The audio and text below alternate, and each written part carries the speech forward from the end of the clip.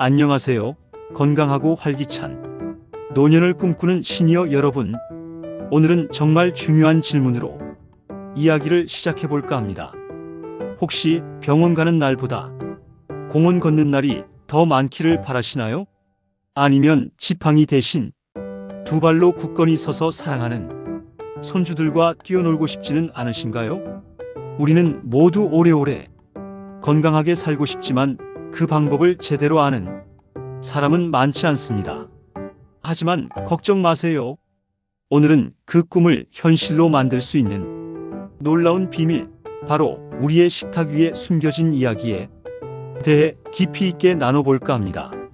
수많은 정보와 광고가 넘쳐나는 시대에 어떤 음식이 우리 몸에 진짜 좋은지 헷갈릴 때가 많습니다. 이게 좋다고 해서 먹었더니 다음날 저게 좋다고 하네 같은 경험 한두 번쯤 있으실 겁니다.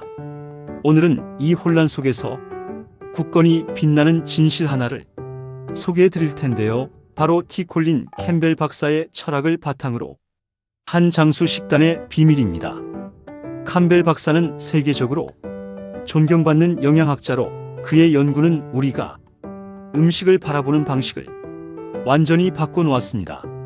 오늘 이 이야기를 듣고 나면 여러분의 식탁이 그 어떤 명약보다 강력한 건강지킴이가 될 수 있다는 것을 깨닫게 되실 겁니다. 자, 그럼 먼저 콜린 캠벨 박사님의 흥미로운 여정부터 시작해 볼까요? 사실 캠벨 박사님은 처음부터 채식주의의 옹호자는 아니었습니다.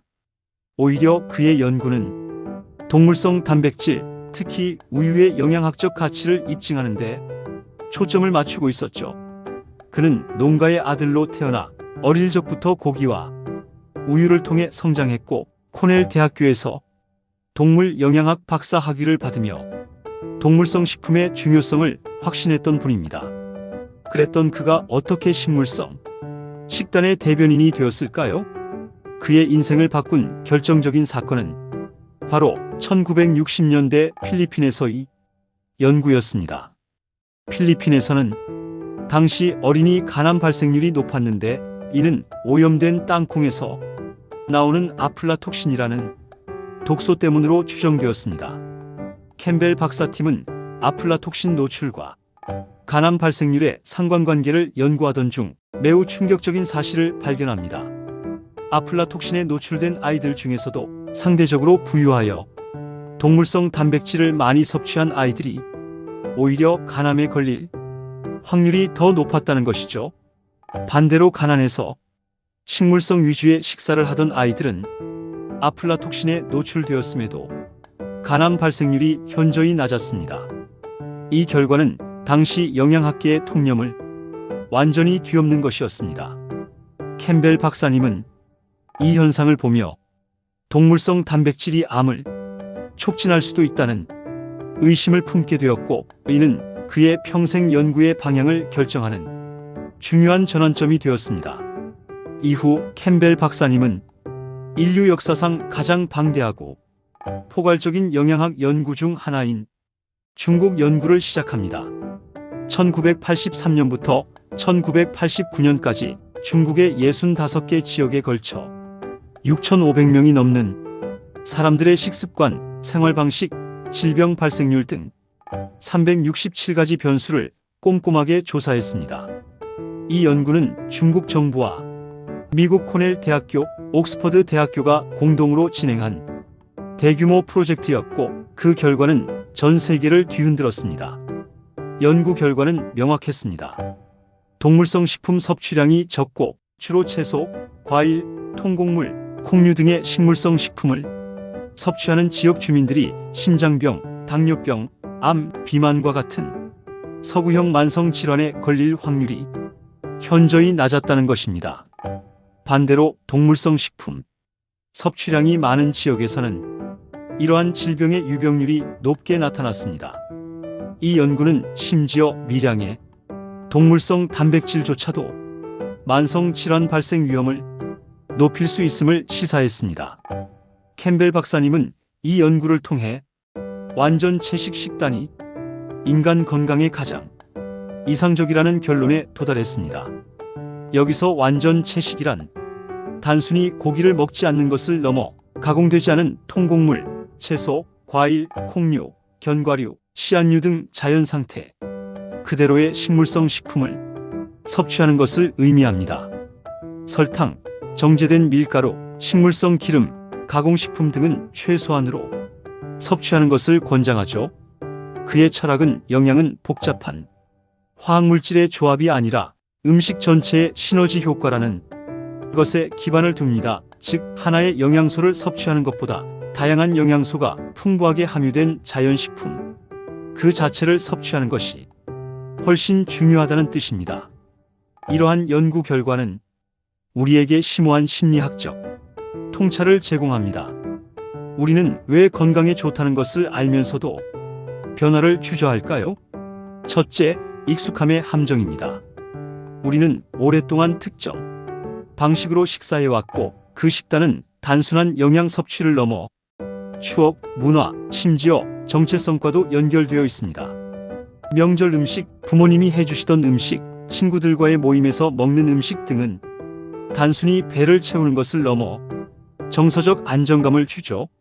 그러다 보니 건강에 아무리 좋다는 이야기를 들어도 수십 년간 형성된 식습관을 바꾸는 것은 마치 자신을 부정하는 것처럼 느껴질 수 있습니다.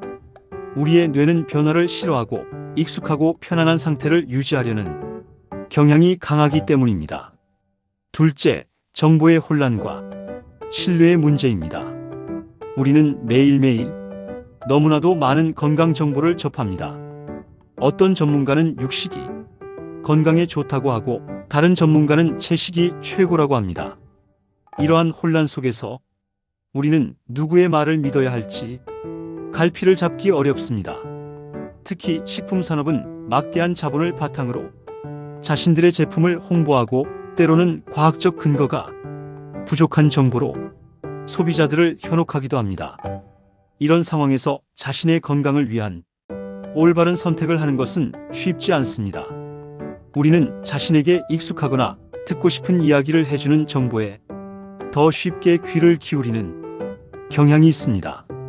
셋째, 사회적 압력과 공동체의 영향입니다. 우리는 사회적 동물이며 식사는 종종 공동체 활동의 일부입니다.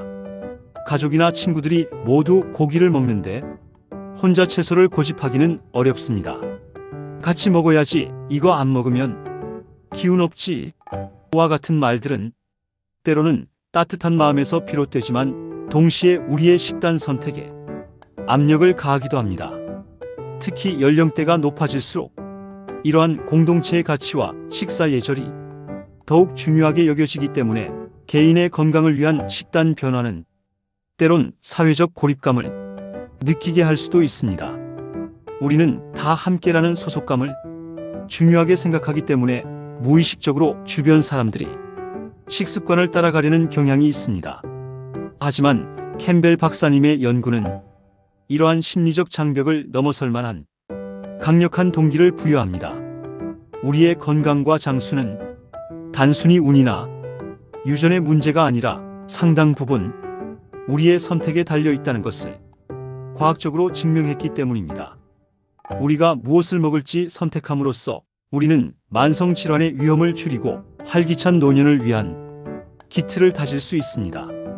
이는 단순히 수명을 늘리는 것을 넘어 질병 없이 건강하게 사는 건강, 수명을 늘리는 것을 의미합니다. 식단 변화는 자기 자신을 위한 가장 위대한 투자이자 미래의 건강하고 행복한 나를 위한 선물이라는 심리적 통찰을 제공하는 것입니다. 자, 그럼 이제 이 모든 심오한 통찰을 우리의 실생활에 어떻게 적용할 수 있을까요? 시니어 시청자 여러분들을 위한 따뜻하고 실용적인 교훈을 몇 가지 나누고자 합니다. 첫째, 작은 변화부터 시작하라는 것입니다. 매일 먹던 식단을 갑자기 180도 바꾸는 것은 쉽지 않습니다. 하지만 저녁 식사에서 고기 대신 콩 요리를 한번 넣어보거나 간식으로 과자 대신 과일을 선택하는 것부터 시작해보세요. 아침 식사를 토스트와 계란 대신 오트밀이나 잡곡밥으로 바꾸는 것도 좋은 방법입니다. 이런 작은 변화들이 모여 큰 변화를 만들어낼 수 있습니다. 마치 작은 물방울이 모여 큰 강을 이루듯이 말입니다. 둘째, 다채로움과 풍요로움을 즐기세요입니다. 채식 식단은 결코 제한적이거나 맛없는 식단이 아닙니다. 이 세상에는 우리가 상상하는 것보다 훨씬 더 다양한 채소, 과일, 곡물, 콩류가 있습니다. 각양각색의 채소로 만든 비빔밥, 렌틸콩 수프, 고소한 통곡물빵, 제철 과일 스무디 등 맛있는 식물성 요리는 무궁무진합니다. 새로운 식재료를 탐험하고 새로운 요리법을 배우는 재미를 느껴보세요. 여러분의 식탁이 더욱 풍성하고 다채로워질 것입니다. 색색깔의 채소와 과일은 눈으로도 즐거움을 주고 비타민과 미네랄이 풍부하여 여러분의 몸을 활기차게 만들어 줄 것입니다. 셋째, 가공식품은 줄이고 자연 그대로의 음식을 선택하세요입니다. 콜린 캠벨 박사님의 철학의 핵심은 가공되지 않은 식품에 있습니다. 설탕, 정제된 밀가루, 가공육, 인스턴트 식품 등은 편리할지 모르지만 우리 몸에 필요한 진짜 영양소는 부족하고 불필요한 첨가물만 가득합니다. 장을 볼 때 식품 라벨을 꼼꼼히 확인하는 습관을 들이고 재료가 간단하고 자연에 가까운 식품을 선택하는 연습을 해보세요. 처음에는 어려울 수 있지만 한번 시작하면 훨씬 가볍고 건강해진 몸을 느끼실 수 있을 겁니다. 예를 들어 흰쌀밥 대신 현미밥이나 잡곡밥을 흰빵 대신 통밀빵을 선택하는 것부터 시작할 수 있습니다. 넷째, 물을 충분히 마시고 규칙적으로 운동하세요입니다. 건강한 식단만큼 중요한 것이 바로 충분한 수분 섭취와 꾸준한 신체 활동입니다. 하루 8잔 이상의 물을 마시는 것은 신진대사를 원활하게 하고 몸속 노폐물 배출에 도움을 줍니다. 또한 매일 30분 정도의 가벼운 걷기나 스트레칭은 근력을 유지하고 혈액순환을 돕습니다. 식단과 운동은 서로 시너지를 내어 여러분의 건강을 더욱 단단하게 지켜줄 것입니다. 마치 수레의 두 바퀴처럼 말이죠. 식물성 식단으로 에너지를 얻고 그 에너지로 활기차게 움직이는 건강한 삶을 상상해 보세요. 마지막으로 긍정적인 마음과 공동체와 함께 하세요입니다. 식단 변화는 혼자서 외롭게 싸우는 과정이 되어서는 안 됩니다. 가족이나 친구들에게 자신의 새로운 식단에 대해 이야기하고 함께 건강한 음식을 만들어 먹는 시간을 가져보세요. 요리 모임에 참여하거나 건강 식단에 대한 정보를 공유하는 커뮤니티에 가입하는 것도 좋은 방법입니다. 서로에게 격려와 지지를 보내며 함께 나아간다면 건강한 식습관을 유지하는 것이 훨씬 즐겁고 쉬워질 것입니다. 그리고 무엇보다 건강한 삶을 향한 자신의 노력을 칭찬하고 긍정적인 마음을 잃지 마세요. 스트레스는 면역력을 약화시키므로 즐겁고 감사하는 마음으로 식단을 관리하는 것이 중요합니다. 여러분, 장수 식단의 비밀은 먼 곳에 있지 않습니다. 우리의 식탁 위에 매일 우리가 선택하는 음식 속에 그 답이 숨어 있습니다. 콜린 캠벨 박사님의 연구는 우리가 스스로의 건강을 책임질 수 있는 강력한 지혜를 선물했습니다. 오늘부터라도 여러분의 식단에 작은 변화를 주어보세요. 채소와 곡식이 선사하는 놀라운 기적을 직접 경험하시게 될 겁니다. 병원 가는 날보다 공원 걷는 날이 더 많은 활기차고 행복한 100세 시대를 우리 함께 만들어가요. 오늘 영상이 유익하셨다면 좋아요와 구독 그리고 알림 설정 부탁드립니다. 다음 영상에서도 여러분이 건강한 삶에 도움이 될 유익한 정보로 찾아뵙겠습니다. 감사합니다.